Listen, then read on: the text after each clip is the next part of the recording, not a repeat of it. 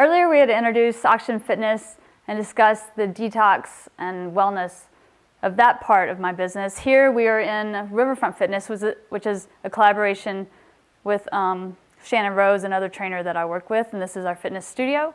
And basically I'm looking at your core strength. Really with most of our clients, this is where we start, with our core. Everything comes from our core, our movement, our pushing, pulling out. In my assessments, I'm looking at squatting, lunging, how you're holding, your posture of your shoulders. One thing I've definitely am into, like squatting, like if you actually can lean back on your heels, get your butt out. A lot of people, will squat kind of like this, but they're not solid and grounded and their back's not out.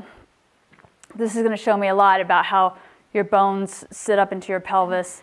This shows me if you have a pelvic tilt by any chance, or if you have a hip rotation, if you're out like this, if you're like this. I mean, this is going to all affect everything.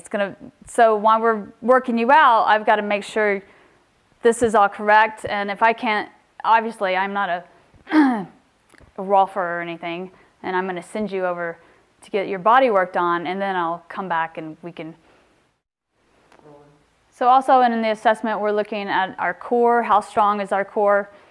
How strong is your transverse abdominis, your side obliques, all of it. So I'll put you through certain movements to see where your weaknesses are. I'll put you in a lot of planks, see where you can actually hold and how long you can hold. A lot of women have issues with in their lower abdominals because they've had babies and such. So we do a lot of floor mat work. We also work a lot on balance and plyometrics. I want to see how you're jumping and how you're landing on your feet, if you're grounded into your stance. We do a lot of kickboxing. So we will put you through kickboxing drills. It's great cardio. It's great to work out our butts. So right here. So drills. We work with a large group of people that have come from surgeries and that have come from rehab. So a lot of post-rehab work is done in here. One of the many programs that we are running through Oxygen Fitness, Riverfront Fitness, is our Girls Getting Dirty for a Cause.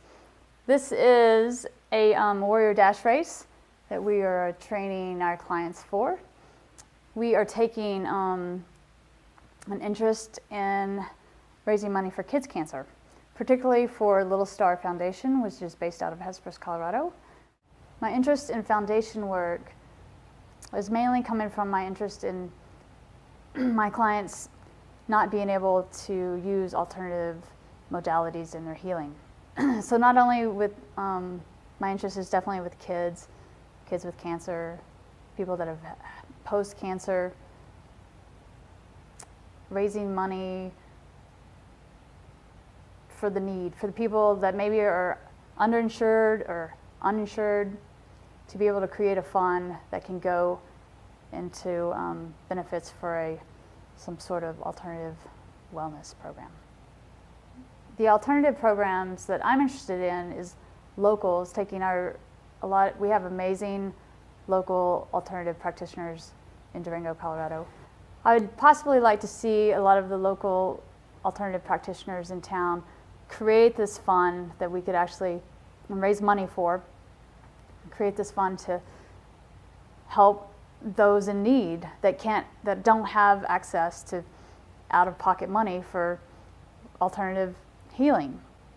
So when I say alternative modalities, I'm meaning like the local practitioners here that are the acupuncturists, the naturopathic doctors, the chiropractors, oxygen, ozone. I believe that fitness is a huge part in your alternative well-being.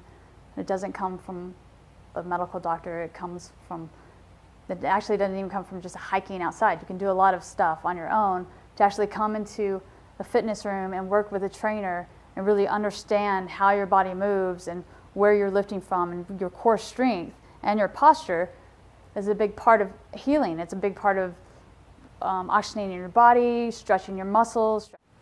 As I've evolved as an artist, and I believe where my work is evolving from, it's definitely evolving on a materialistic level but it's also evolving in like my passions of why I want to do my art.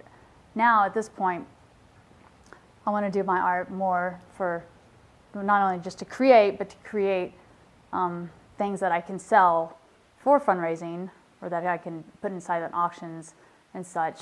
And I want to use this as another aspect of raising money. Now I feel like my art has a little bit of a higher purpose here for creating it, for actually for selling, for fundraising, and to raise money. So in the past, when I was a professional, full-time commissioned artist back in Dallas, Texas, I held a lot of my own shows. Throwing parties was one thing I loved. I love good DJs, and I love good dance parties, and I love good art. So I feel like now that I can incorporate all that into helping raise money for this foundation work that I'm interested in.